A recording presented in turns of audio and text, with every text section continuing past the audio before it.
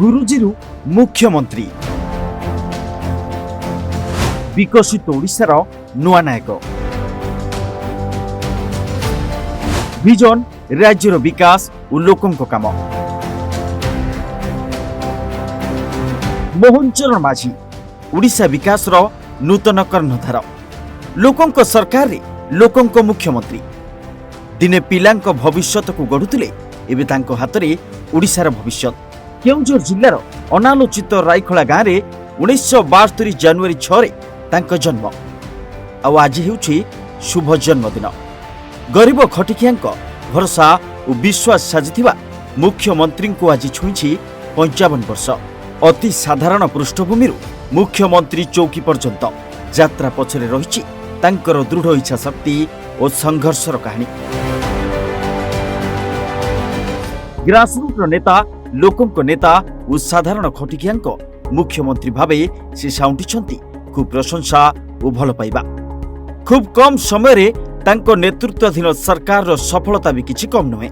मोहन को नेतृत्व ओडिशा को करिछि पुंजी निवेश अन्यतम डेस्टिनेशन 2026 आर्थिक वर्ष रे देश को आसुथिबा मोट निवेश प्रस्ताव 13.1% ओडिशा को आसिछि महिला सशक्तिकरण भी खोलिछंती नुआ अध्याय सुभद्रा योजना राज्यर 1 कोटी महिला करिछि लाभवान शहरीकरण सूत्रधर साजी छोट सहर को म्युनिसिपालिटी एनएसी महानगर निगम मान्यता देइछंती से 2036 सुधा ओडिशा को 5टी श्रेष्ठ विकसित राज्य मध्य पहुंचाइबा हेउछि मुख्यमंत्री लक्ष्य राज्य में बीजेपी क्षमता को आसिबा एवं मोहन मंग धरिबा परे सरकारी चाकरी रे त्वरान्वित होइछि स्थायी नियुक्ति निर्वाचन पूर्व चाषी को दिया जाइथिबा प्रतिश्रुति पालन कले केंद्र देउथिबा एमएसपी उपरे 800 टंका इनपुट सब्सिडी प्रदान कले एबे चाषी पाउछंती क्विंटाल पिछा 3100 टंका एमएसपी सेहिपरि प्रशासन रे स्वच्छता सांगकु दुर्नीति प्रति शून्य सहनशीलता नीति आपणाइछंती मोहन सरकार दुर्नीतिर पहाड़ गदा उपरे बसिथिबा बाबुंकु बाजिछि मोहन छाट नुआ वर्ष रे सरकारी कार्यालय रे घटिछि उत्सवर अंत नुआपड़ा उपनिर्वाचन रे भी तांको कमाल देखिछि ओडिशा अनेक राजनीतिक समीक्षकक आकलन को भूल प्रमाणित करिछि मोहन अंक